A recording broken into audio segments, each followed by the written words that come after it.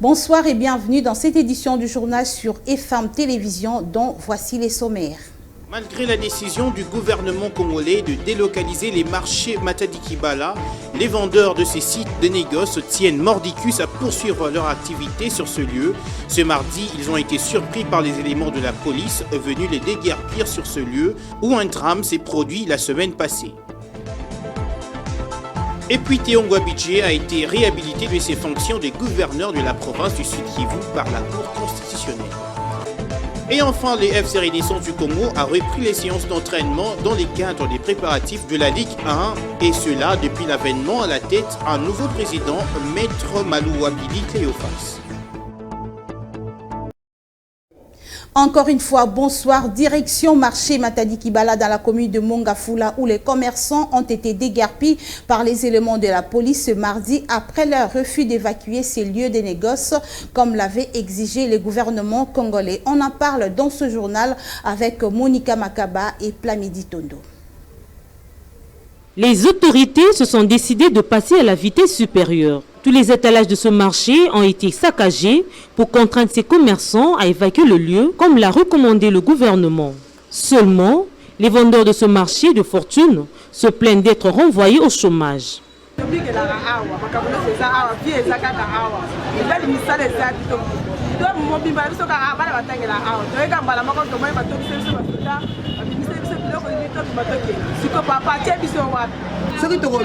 Mais papa père une semaine ou un mois les jours est tel que panzabino boss la mito mafuta na uti voyage za kutoka kuteka ngate na sana famille a tena kolala wapi papa bazana misala te na minito tozolela bana ba mema machette bazala bakuluna ou bien nini. Dévisagés, ces commerçants n'ont pas eu d'autre choix que d'évacuer leurs marchandises des dépôts. Ils disent une mesure de grâce au gouvernement en attendant d'être relogés dans un nouveau site.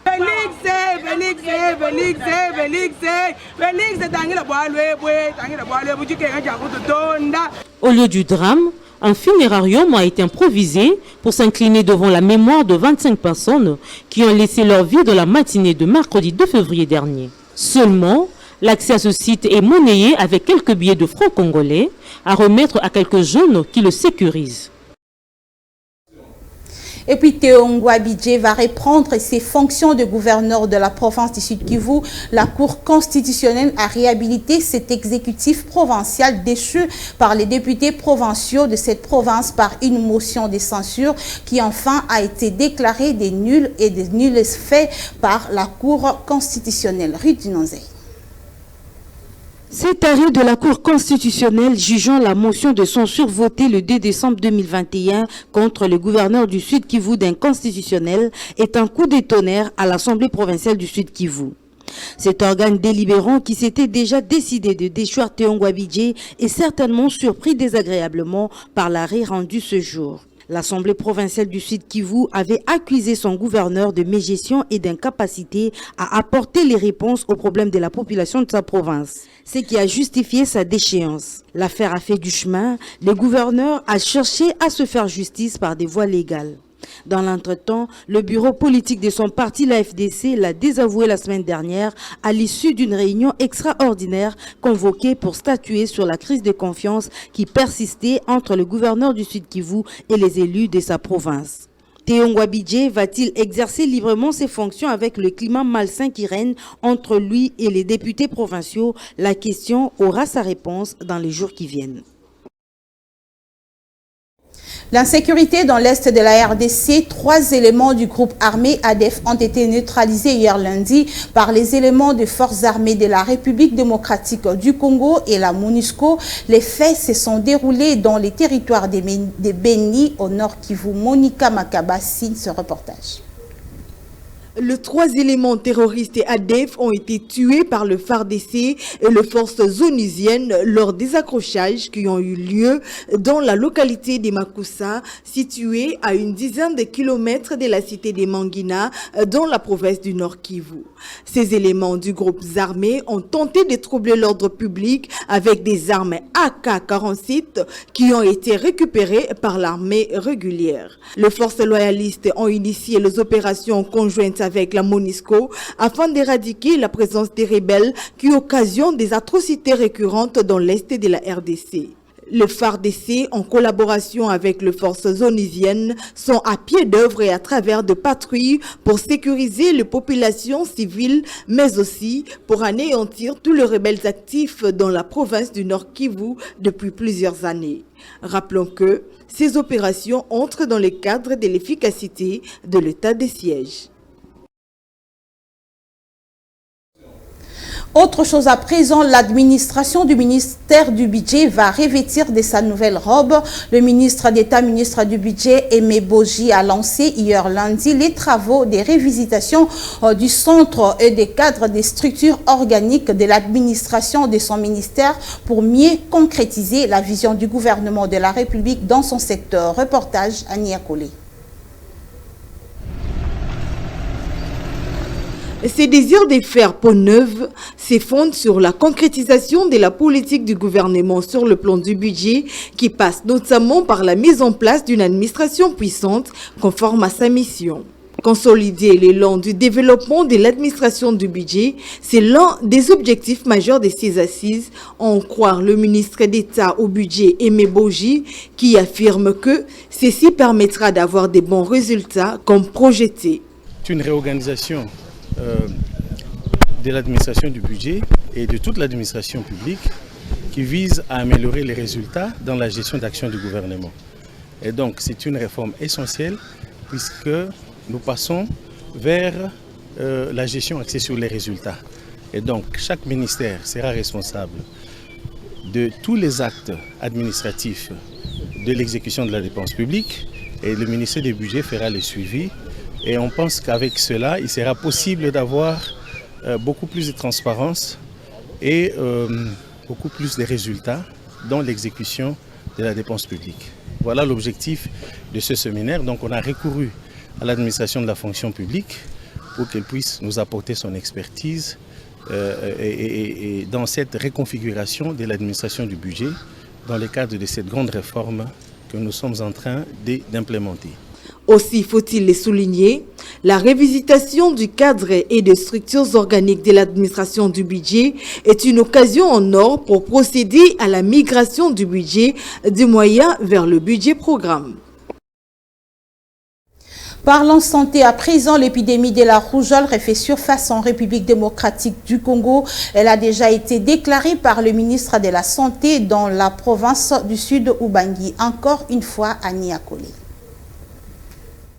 Le ministre provincial de la Santé du Sud-Ubangi, Malachi Adugbialikundu, qui les confirme à la presse locale, précise que la maladie a ressurgi dans 4 zones de santé, à savoir Gemena, Boukdjala, Boulou et Ndaye. L'autorité ministérielle de la santé dans cette province congolaise dit attendre le rapport de ces zones de santé pour communiquer les statistiques des nouveaux cas recensés. Il renchérit que les dispositions sont en cours pour lancer la vaccination contre la rougeole dans ces 4 zones de santé du Sud-Ubangi afin de mettre la population à l'abri de cette maladie. En guise de rappel, l'épidémie de la rougeole ne cesse de ressurgir dans la province du Sud-Ubangi. Il y a peu, cette maladie avait été déclarée dans le zone de santé de Gemena et Bogo-Senoubeya, mais elle a été maîtrisée par les autorités sanitaires du Sud-Ubangi, appuyées par leurs partenaires, notamment l'Organisation de Médecins sans frontières. Signalant que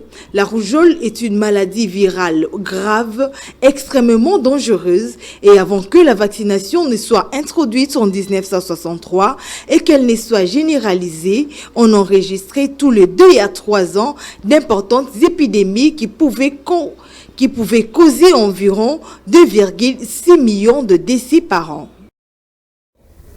On va maintenant ouvrir la page sportive pour vous dire que la CAF a rendu public le calendrier complet pour les barrages mondiaux 2022, Qatar 2022, le 26 mars à Kinshasa et le 29 mars à Casablanca. 2 grands félins de la savane vont s'affronter. Il s'agit des léopards de la RDC et les lions d'Atla du Maroc. Précision, Aristote Spelli.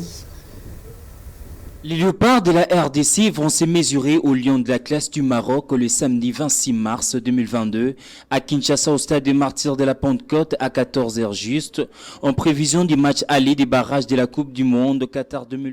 La manche retour, elle est prévue le mardi 29 mars à Casablanca. Les supporters congolais prendront un accès au stade de Martyrs, fermé pour des raisons de Covid-19. Ces stades omnisports étaient approuvés par la Confédération africaine de football pour accueillir cette rencontre très capitale et importante pour toute la nation congolaise. La République démocratique du Congo, qui n'a pas pris part à la phase finale de la Coupe d'Afrique des Nations au Cameroun, revient d'un stage de 10 jours à Manama, au royaume de Bahreïn. À cette occasion, les poulains d'Hector Raoul Cooper ont perdu en amical face au pays hôte sur les scores étriqués d'1-0. Le Maroc, son adversaire, quant à lui, a été éliminé en quart des finales de la CAN par l'Égypte. Pour rappel, la RDC et le Maroc ont livré 3 matchs depuis 2017. La RDC compte une victoire devant le Maroc lors de la Coupe d'Afrique des Nations 2017 qui s'est jouée en Égypte et 2 matchs nuls.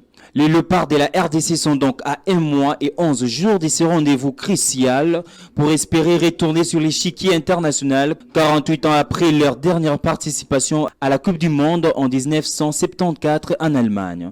Une rencontre très décisive qui mettra aux prises des guerriers de la savane pour une bataille afin de décrocher un ticket qualificatif au Mondial Qatar 2022, une bataille où l'on verra les lions rugir et les léopards fêlés.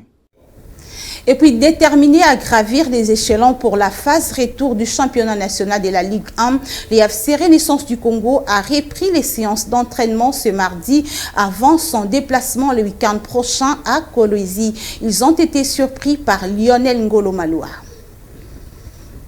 Après une semaine d'interruption, le FC Renaissance du Congo a repris les entraînements ce mardi au terrain Sekagwa, dans la commune d'Ngalema à Kinshasa. C'est sous la direction de l'entraîneur principal Otis Ngoma que le groupe a lancé les hostilités. C'est mon lieu de travail, le terrain d'entraînement, c'est un lieu créateur de Titi, donc ça se passe très bien. Malgré cette pause liée au report des 2 précédents matchs, l'entraîneur du FC Renaissance rassure sur la récupération physique de ce joueur. Bon, ça c'est sûr, c'est une question pertinente dans la mesure où déjà quand je suis arrivé, sur les plans physiques, l'équipe n'était pas très au point. Donc le groupe a fait, dont je félicite d'ailleurs, ils ont fait un travail énorme pour essayer de niveler le niveau physique et athlétique. On a eu ces matchs qu'on a gagnés contre RCK, dont la première mi-temps était peu difficile par manque de rythme. Je dis bien manque de rythme, parce que le rythme et la condition physique, c'est 2 choses diamétralement opposées. Le club orange de Kinshasa, placé à la 15e position du classement de la Ligue nationale de football, ne vise que les hauts du classement pour se maintenir à la suite de la compétition. Reste l'objectif du technicien congolais, Otis Ngoma. De maintenir cette équipe-là au championnat Linafoot Ligue 1. Rien ne sera plus comme avant, c'est le message du nouveau président Maloua Billy Cléophas et tout son comité sportif du club. Notons que le FC Renaissance du Congo se déplace ce week-end à Kolwezi où il affrontera respectivement le FC Blessing et les groupes Bazano. Et puis sachez qu'il n'y a pas de division au FC Renaissance du Congo. Les relations sont au beau fixe entre les comités dirigeants. L'illustration, c'est avec les différentes rencontres occasionnées par le nouveau président de ce club, Maître Maloua Billy Cléophas. D'abord avec les présidents du comité d'administration, l'évêque Mukuna, puis avec l'ancien président de ce club, Willy Mandala. Pour en savoir plus, suivez les différentes réalisations du nouveau président dans ces condensés faits par Lionel Ngolo.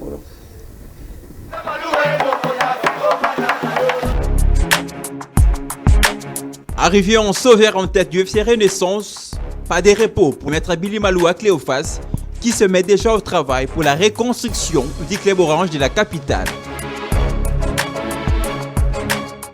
Tout a commencé à l'Assemblée générale extraordinaire organisée au sein du club qui a publicité à la fin de cette assise Maître Maloua Billy Cléophas comme le nouveau président du comité sportif du FC Renaissance du Congo.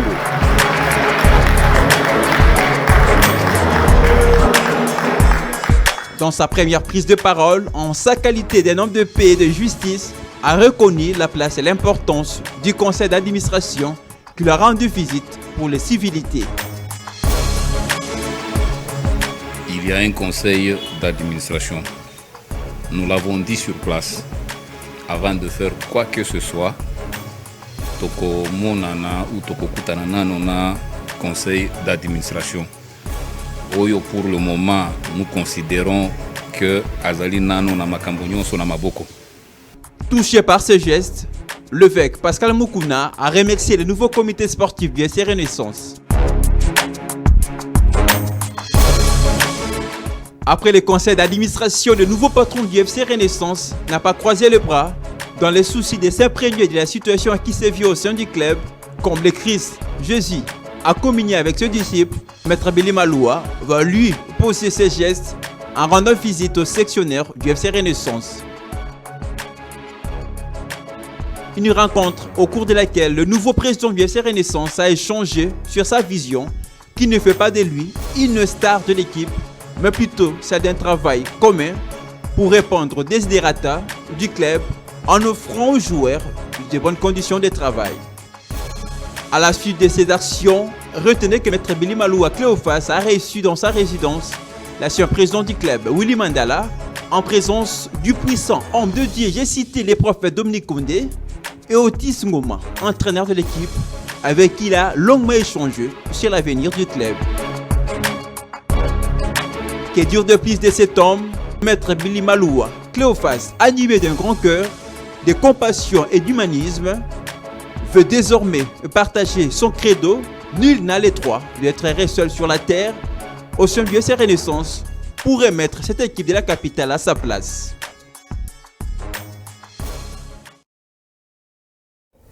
Vous avez certainement corrigé avec moi qu'il s'agissait du conseil d'administration et non du comité d'administration, comme je le disais tantôt. Place à présent à la revue de presse Ruth Dinanzei.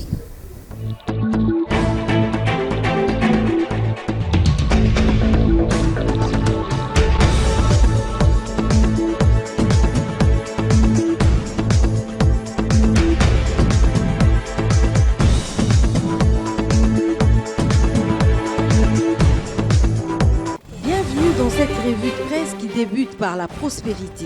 Le quotidien titre « Ni télescopage, ni confusion, François Béat, l'ANR poursuit ses enquêtes dans le respect des lois et procédures. C'est à tort que nombreux s'interrogent si l'Agence nationale de renseignement avait la compétence ou non d'engager une telle démarche consistant à auditionner un conseil spécial du chef de l'État en matière de sécurité.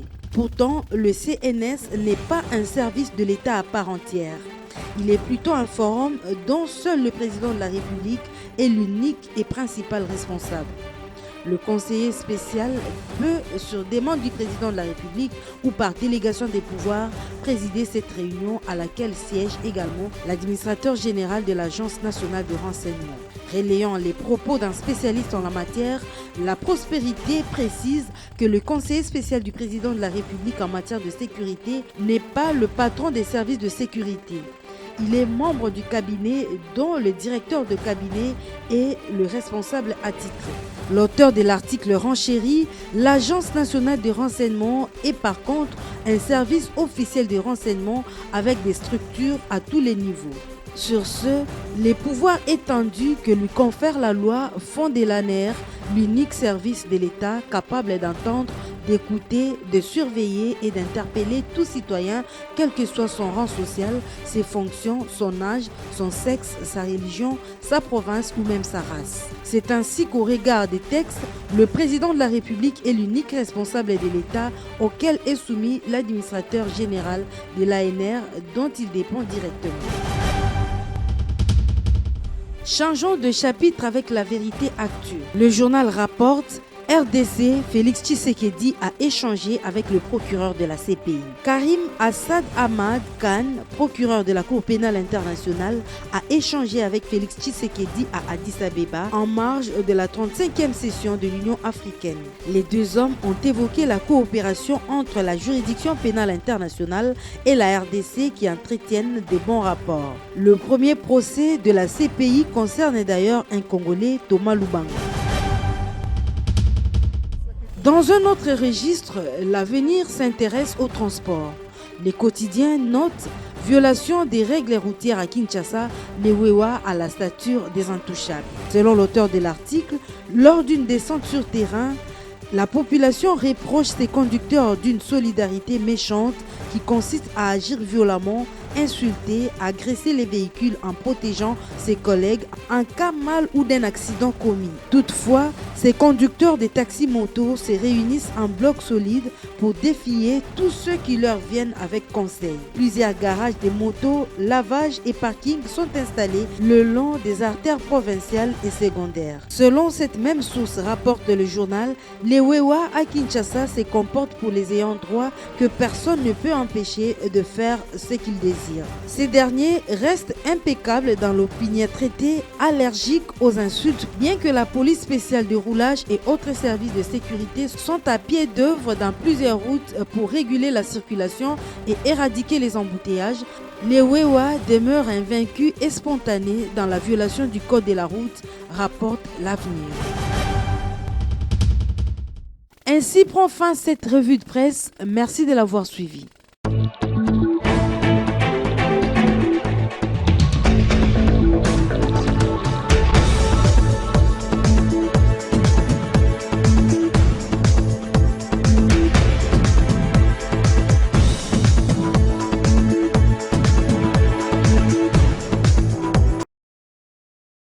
Ainsi prend également fin cette édition du journal, mais avant de nous séparer, le rappel des titres. Malgré la décision du gouvernement congolais de délocaliser les marchés Matadi-Kibala, les vendeurs de ces sites de négoce tiennent mordicus à poursuivre leur activité sur ce lieu. Ce mardi, ils ont été surpris par les éléments de la police venus les déguerpir sur ce lieu où un drame s'est produit la semaine passée.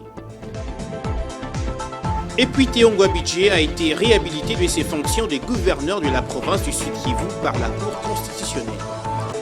Et enfin, le FC Renaissance du Congo a repris les séances d'entraînement dans les cadres des préparatifs de la Ligue 1, et cela depuis l'avènement à la tête un nouveau président, Maître Malou Wabili Cléophas.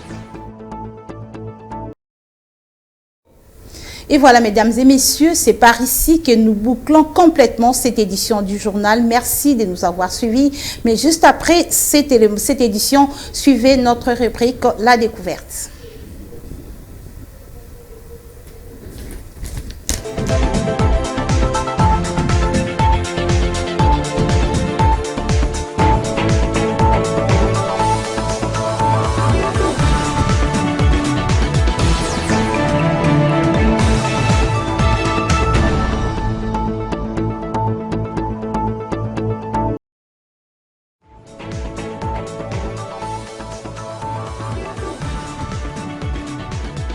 Encore une fois, bonsoir. Nous revoici sur ces plateaux. Cette fois-ci, c'est pour notre rubrique à la découverte. Ce soir, c'est avec Patrick Ngo. Patrick, bonsoir. Bonsoir, Fifi.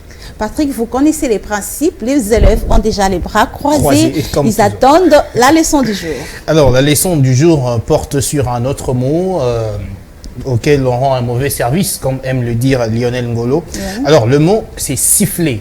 En RDC, on a l'habitude de dire chiffler, bêta chiffler. Or que ce n'est pas la meilleure prononciation, ça se dit siffler. Alors, siffler, c'est d'abord émettre un son en termes de verbe, puisqu'il y a siffler en termes de substantif et l'autre verbe. Le verbe, c'est émettre un son aigu, soit avec les lèvres, soit en soufflant un sifflet. Voilà. Alors, le verbe, ça se termine avec R à la fin, pendant que le mot se termine avec T. Alors, voilà, les téléspectateurs doivent éviter de dire chiffler. C'est plutôt siffler avec un S justement devant. Alors, puisque je n'ai plus de matière, je vous permets de siffler la fin de cette découverte. Merci, cher professeur. Merci. Eh bien, voilà, chers téléspectateurs, c'est la fin de cette rubrique à la découverte. Merci de nous avoir suivis.